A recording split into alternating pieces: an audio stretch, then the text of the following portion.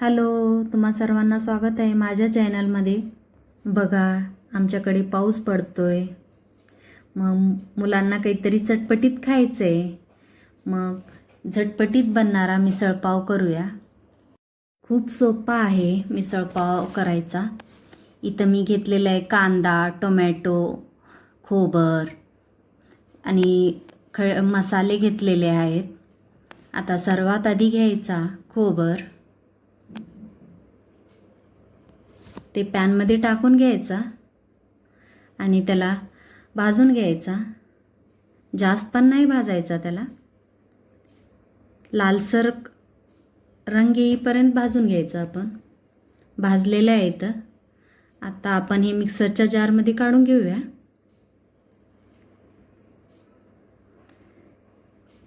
काढून घेऊन झालेलं आहे.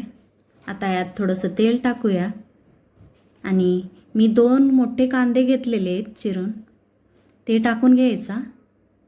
ते पण लालसर भाजून घ्यायचा व्यवस्थित. आणि सर्वात आधी माझ्या चॅनलला सबस्क्राईब करा, लाईक करा, शेअर करा. बघा, इथं झालेला आहे माझा भाजून. आता यात मी घेतलेले 2 टोमॅटो मीडियम साईजचे होते, त्याला पण भाजून घ्यायचं त्यासोबतच. आणि आपण लसूण पण भाजून घेतलेलं आहे. मी 8 कळ्या घेतलेले लसणाचे. भाजून झालेलं आहे. आता हे पण मिक्सरच्या जारमध्ये काढून घेऊया आपण.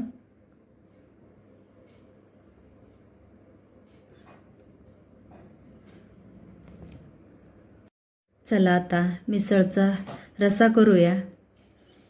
वाटून घेतलेला आहे मी. आता 2 स्पून त्यात तेल टाकायचा. व्यवस्थित गरम होऊ द्यायचा तेलाला. बघा, आता यात वाटलेला मिक्सचर घालायचा. बघा, टाकून घ्यायचा. आता याला व्यवस्थित एकजीव करून घ्यायचा. व्यवस्थित त्यातलं खोबर तेल सोडेपर्यंत आपण ह्याला भाजून घ्यायचा. जास्त वेळ लागत नाही ह्याला. बघा, भाजलेलं आहे आता. आता यात घालूया आपण मसाले. लाल तिखट, हळद टाकूया. मी इथे कोणता मसाला वापरलेला नाही आहे. कांदा मसाला टाकलेला आहे तेवढा. आता जिरे आणि धन्याचं हे टाकायचं आहे पावडर. ते पण एकजीव करून घ्यायचा.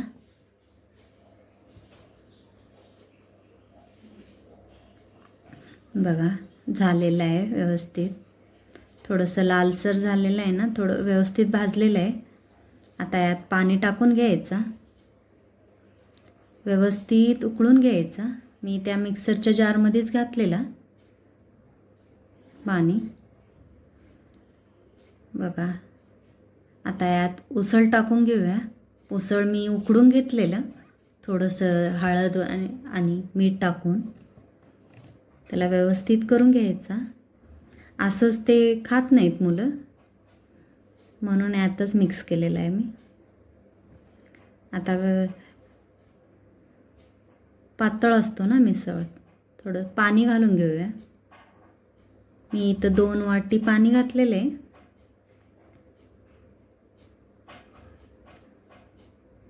अजून घट्ट वाटतो म्हणून मी घातलेलं आहे आणखीन 1 वाटी. बघा, आता उकळायला सुरुवात झालेली आहे याची. आता चवीप्रमाणे मीठ टाकायचं त्यात. बघा, मस्त कलर आलेला आहे आपल्या मिसळला. आता बरोबर एक 5 ते 10 मिनिट उकळून घ्यायचं व्यवस्थित मंद आचेवर. बघा, झालेलं आहे. मग आता फ्लेम बंद करून टाकायची.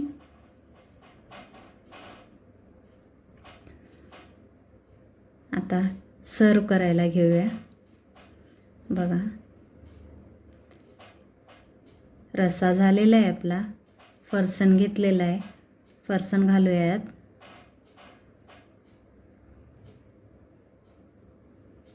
कांदा टाकूया आणि थोडीशी कोथिंबीर पण टाकूया